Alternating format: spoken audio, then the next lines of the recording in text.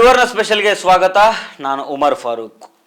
ಶಾಸಕರಾಗಿದ್ದ HY ಮೇಟಿ ತೀರ್ಕೊಂಡಿದ್ದರಿಂದ ತೆರವಾಗಿರೋ ಬಾಗಲಕೋಟೆ ವಿಧಾನಸಭಾ ಕ್ಷೇತ್ರಕ್ಕೆ ಉಪಚುನಾವಣೆ ನಡೀಬೇಕಾಗಿದೆ. ಸದ್ಯದಲ್ಲೇ ಎಲೆಕ್ಷನ್ ಕೂಡ ಘೋಷಣೆ ಆಗೋ ಸಾಧ್ಯತೆ ಇದೆ. ಬಹುತೇಕ ಏಪ್ರಿಲ್ ಅಥವಾ ಮೇ ತಿಂಗಳಲ್ಲಿ ಎಲೆಕ್ಷನ್ ನಡೀಬಹುದು. ಈಗ ನೋಡಿ, ನೀವು ದಾವಣಗೆರೆ ಮತ್ತು ಬಾಗಲಕೋಟೆ ವಿಧಾನಸಭಾ ಕ್ಷೇತ್ರಗಳಲ್ಲಿ ಬೈ ಎಲೆಕ್ಷನ್ ನಡೀಬೇಕಾಗಿದೆ.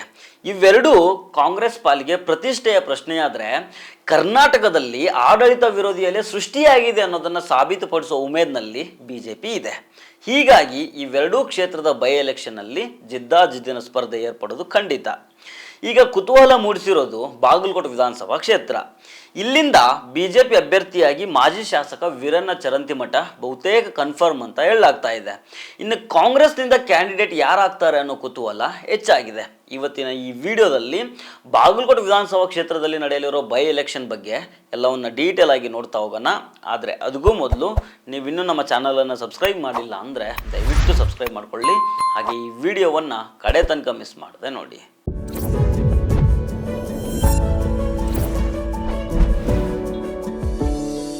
ಇತ್ತೀಚೆಗೆ ಮಿನಿಸ್ಟರ್ ಸತೀಶ್ ಜಾರಕಿಹೊಳಿ ಅವರು ಬಾಗಲಕೋಟೆಗೆ ಬಂದಾಗ ಕಾಂಗ್ರೆಸ್ ಪಕ್ಷದ ಮುಖಂಡರಿಗೆ ಬೈ ಎಲೆಕ್ಷನ್ಗೆ ರೆಡಿ ಆಗಿರಿ ಅಂತ ಸೂಚನೆ ಕೊಟ್ಟು ಆ ಕ್ಷೇತ್ರದ ಮಾಹಿತಿಯನ್ನು ಪಡ್ಕೊಂಡಿದ್ದಾರೆ. ಹೀಗಾಗಿ ಅಭ್ಯರ್ಥಿ ಮತ್ತು ಗೆಲುವಿನ ಲೆಕ್ಕಾಚಾರದ ಕುರಿತು ಕಾಂಗ್ರೆಸ್ನಿಂದ ಸರ್ವೆ ಆರಂಭ ಆಗಿದೆ. ಇನ್ನೊಂದು ಕಡೆ ಬೆಂಗಳೂರಿನಲ್ಲಿ ಬಾಗಲಕೋಟೆ ಜಿಲ್ಲೆಯ ಮುಖಂಡರ ಜೊತೆಗೆ ಸದಾನಂದ ಗೌಡರು ಮೀಟಿಂಗ್ ಮಾಡಿದ್ದಾರೆ. ಪಕ್ಷದೊಳಗಿರುವಂಥ ಆಂತರಿಕ ಕಲಹವನ್ನು ಬಗೆಹರಿಸಿ BJP ಗೆಲುವಿಗೆ ಬೇಕಾಗಿರೋ ಪ್ರಯತ್ನಗಳನ್ನು ಮಾಡ್ತಾ ಇದ್ದಾರೆ. ನೋಡಿ, ಬಾಗಲಕೋಟೆ ವಿಧಾನಸಭಾ ಕ್ಷೇತ್ರ ಅದರ ಇತಿಹಾಸವನ್ನು ನೋಡಿದರೆ ಶಾಶ್ವತವಾಗಿ ಒಂದೇ ಪಕ್ಷದ ಪಾಳೆಪಟ್ಟಾದ ಕ್ಷೇತ್ರ ಅಲ್ಲ ಇದು ಅಂತ ಗೊತ್ತಾಗ್ತದೆ. ಈ ಕ್ಷೇತ್ರದ ಇತಿಹಾಸದಲ್ಲಿ ಅನೇಕ ಏರಿಳಿತಗಳು ಕಂಡು ಬರ್ತವೆ. ಆರಂಭದಲ್ಲಿ ಜನತಾ ಪಕ್ಷ ಮತ್ತು ಜನತಾದಳ ಇಲ್ಲಿ ಗೆಲುವನ್ನು ಕಾಣ್ತಾ ಇತ್ತು. 1980ರಿಂದ 1990 ನಡುವೆ ಕಾಂಗ್ರೆಸ್ ಪಕ್ಷ ಇಲ್ಲಿ ಗಟ್ಟಿಯಾಗ್ತಾ ಬಂತು. ಇದಾದಮೇಲೆ 2000 ಇಸ್ವಿಯಿಂದ BJP ನೆಲೆ ಕಂಡುಕೊಳ್ತು. ಬಾಗಲಕೋಟೆ ವಿಧಾನಸಭಾ ಕ್ಷೇತ್ರದಲ್ಲಿ ಲಿಂಗಾಯತರದ್ದೇ ಹೆಚ್ಚಿನ ಸಂಖ್ಯೆಯಲ್ಲಿ ಓಟ್ಗಳಿದ್ದಾವೆ. ಸ್ಥಳೀಯ ನಾಯಕತ್ವ ಮತ್ತು ಅಭ್ಯರ್ಥಿಯ ವೈಯಕ್ತಿಕ ವರ್ಚಸ್ಸು ಇಲ್ಲಿ ಪ್ರಭಾವ ಬೀರುತ್ತೆ. ಜಾತಿ ಸಮೀಕರಣ ಮತ್ತು ಅಭಿವೃದ್ಧಿ ವಿಚಾರಗಳು ಇಲ್ಲಿ ಫಲಿತಾಂಶವನ್ನು ನಿರ್ಧಾರ ಮಾಡ್ತವೆ. ಕಳೆದ ವಿಧಾನಸಭಾ ಚುನಾವಣೆಯಲ್ಲಿ BJPಯಿಂದ ಸ್ಪರ್ಧೆ ಮಾಡಿದ್ದ ವೀರಣ್ಣ ಚರಂತಿಮಠ ಲಿಂಗಾಯತ ಸಮುದಾಯಕ್ಕೆ ಸೇರಿದವರಾಗಿದ್ದರೆ, ಕಾಂಗ್ರೆಸ್ನಿಂದ ಸ್ಪರ್ಧೆ ಮಾಡಿದ್ದ ದಿವಂಗತ HY ಮೇಟಿ ಅವರು ಕುರುಬ ಸಮಾಜಕ್ಕೆ ಸೇರಿದವರು. 2004, 2008 ಮತ್ತು 2018ರಲ್ಲಿ ಇಲ್ಲಿಂದ ವೀರಣ್ಣ ಚರಂತಿಮಠ ಗೆದ್ದು ಬಂದಿದ್ದರೆ, HY ಮೇಟಿ ಅವರು ತುಂಬ ಹಿರಿಯ ರಾಜಕಾರಣಿ. ಮೊದಲು ಗುಳೇದಗುಡ್ಡ ವಿಧಾನಸಭಾ ಕ್ಷೇತ್ರದಿಂದ ಶಾಸಕರಾಗಿದ್ದರು. ದೇವೇಗೌಡರ ಕ್ಯಾಬಿನೆಟ್ನಲ್ಲಿ ಮಿನಿಸ್ಟರ್ ಕೂಡ ಆಗಿದ್ದರು. ಆಮೇಲೆ ಕಾಂಗ್ರೆಸ್ಸಿಗೆ ಬಂದು 2013 ಮತ್ತು 2023 ಅಸೆಂಬ್ಲಿ ಎಲೆಕ್ಷನ್ನಲ್ಲಿ ಬಾಗಲಕೋಟೆ ವಿಧಾನಸಭಾ ಕ್ಷೇತ್ರದಿಂದ ಗೆದ್ದಿದ್ರು. ಸಿದ್ದರಾಮಯ್ಯ ಸಂಪುಟದಲ್ಲಿ ಅಬಕಾರಿ ಮಿನಿಸ್ಟರ್ ಕೂಡ ಆಗಿದ್ದರು 2013ರ ಕ್ಯಾಬಿನೆಟ್ನಲ್ಲಿ. ಈಗ ಕಾಂಗ್ರೆಸ್ನಿಂದ HY ಮೇಟಿ ಅವರ ಕುಟುಂಬಕ್ಕೇನೆ ಟಿಕೆಟ್ ಕೊಡಬೇಕು ಅನ್ನೋ ಕೂಗು ಕಾಂಗ್ರೆಸ್ನಲ್ಲಿ ಜೋರಾಗಿ ಕೇಳಿಬರ್ತಾ ಇದೆ. ಮೇಟಿಯವರ ಕುಟುಂಬದಲ್ಲಿ ಅವರ ಮಗಳು ಬಾಯಕ್ಕ ಮೇಟಿ ಇದ್ದಾರೆ. ಇವರು ಬಾಗಲಕೋಟೆ ಜಿಲ್ಲಾ ಪಂಚಾಯತಿ ಅಧ್ಯಕ್ಷರಾಗಿದ್ದರು. ಇವರನ್ನ ಬಿಟ್ಟರೆ HY ಮೇಟಿ ಅವರ ಗಂಡು ಮಕ್ಕಳು ಮಲ್ಲಿಕಾರ್ಜುನ್ ಮೇಟಿ ಮತ್ತು ಉಮೇಶ್ ಮೇಟಿ ಹೆಸರುಗಳು ಕೇಳಿ ಬರ್ತಾ ಇದ್ದಾವೆ. HY ಮೇಟಿಯವರು ತೀರ್ಕೊಳ್ಳೋದಕ್ಕೂ ಮೊದಲು ಬಾಯಕ್ಕ ಮೇಟಿಯವರನ್ನು ಹೊರತುಪಡಿಸಿದರೆ ಇಬ್ಬರು ಗಂಡು ಮಕ್ಕಳ ಹೆಸರುಗಳು ಕೇಳಿ ಬರ್ತಾ ಇದ್ದದ್ದು ಕಡಿಮೆ. ಅವರು ರಾಜಕಾರಣದಿಂದ ಸ್ವಲ್ಪ ದೂರ ಕೂಡ ಇದ್ದರು.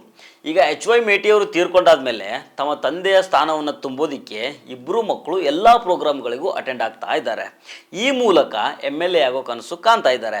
ಇಲ್ಲಿ ನಾವು ಗಮನಿಸಬೇಕಾಗಿದ್ದೇನಂತಂದರೆ, HY ಮೇಟಿಯವರು CM ಸಿದ್ದರಾಮಯ್ಯನವರ ಕಟ್ಟಾ ಬೆಂಬಲಿಗನಾಗಿದ್ದರು ಮತ್ತು ಕುರುಬ ಸಮಾಜಕ್ಕೆ ಸೇರಿದವರು. ಹೀಗಾಗಿ ಟಿಕೆಟ್ ಹಂಚಿಕೆ ವಿಚಾರದಲ್ಲಿ CM ಸಿದ್ದರಾಮಯ್ಯ ಹೇಳೋ ಮಾತೆ ಅಂತಿಮ ಆಗೋ ಸಾಧ್ಯತೆ ಹೆಚ್ಚಾಗಿದೆ. ಇನ್ನು BJPಯಲ್ಲಿ ಮಾಜಿ MLA ವೀರಣ್ಣ ಚರಂತಿಮಠ ಅವರಿಗೆ ಟಿಕೆಟ್ ಸಿಗೋ ಸಾಧ್ಯತೆ ಹೆಚ್ಚಿದೆ.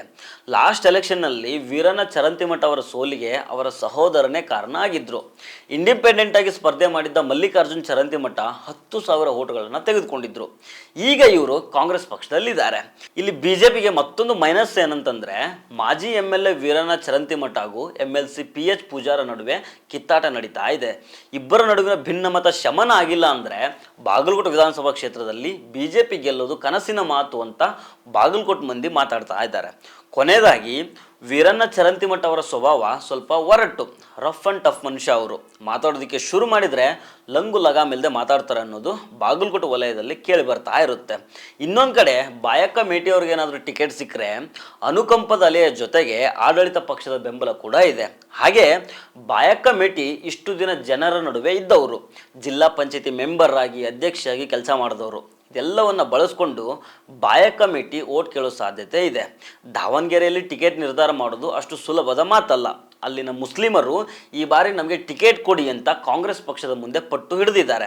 ಆದರೆ ಬಾಗಲಕೋಟೆಯಲ್ಲಿ ಎರಡೂ ಪಕ್ಷಗಳಲ್ಲೂ ಅಷ್ಟೇನು ಕಾಂಪಿಟೇಷನ್ ಕಂಡು ಬರ್ತಾ ಇಲ್ಲ. ಬಟ್ ಟಿಕೆಟ್ ಯಾರು ತಗೊಳ್ತಾರೆ, ಯಾರು ಗೆಲ್ತಾರೆ ಅನ್ನೋದನ್ನು ಕಾದು ನೋಡಬೇಕು. ಸೊ ಫ್ರೆಂಡ್ಸ್, ಇದು ಇವತ್ತಿನ ಸ್ಪೆಷಲ್ ಸ್ಟೋರಿ. ಮತ್ತೆ ಭೇಟಿ ಆಗ್ತಿರೋಣ. ನಮಸ್ಕಾರ.